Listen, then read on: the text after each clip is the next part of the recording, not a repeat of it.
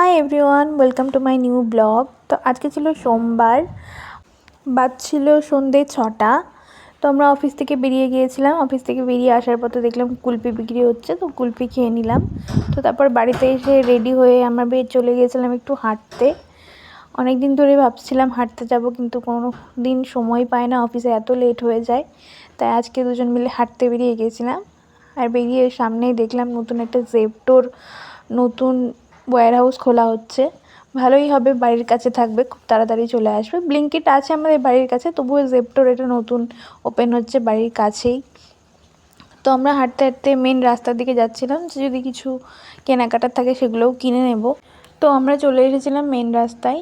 তো সানসেটের সময় আকাশটা আজকে খুব সুন্দর লাগছিল। অন্যান্য দিনের তুলনায় আজকে রাস্তাটা বেশ খালিই ছিল।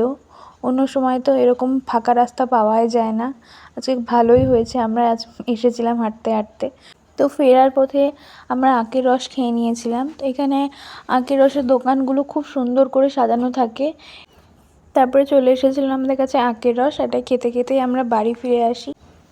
তো বাড়ি ফিরতে ফিরতে প্রায় 7:30 বেজে গিয়েছিল।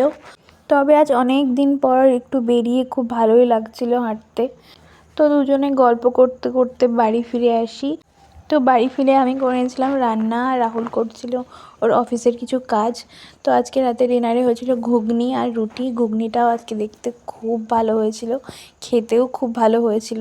তো কালকে তোমাদেরকে দেখিয়েছিলাম যে গ্রসারি মার্কেটে গেছিলাম, কিন্তু যেগুলো এনেছিলাম সেগুলো গুছিয়ে রাখা হয়নি, কারণ অনেকটা দেরি হয়ে গিয়েছিল। তাই আজকে সমস্তটা গুছিয়ে রেখে দেবো। তো আমি খাওয়া দাওয়ার পর রাতে এগুলোই করছিলাম। তো গুছিয়ে আজকে রান্নাঘরে সবটা সুন্দর করে সাজিয়ে রেখে দিলাম। আর রাখার পর আমি একটু বেরিয়েছিলাম বাইরে ব্যালকনিতে। আজকে বেশ সুন্দর হাওয়া চলছিল, খুব ভাল লাগছিল হাওয়া খেতে। তাই আজকের দিনটা এইভাবেই কাটালাম। দেখা হচ্ছে একটা নতুন ভিডিওতে।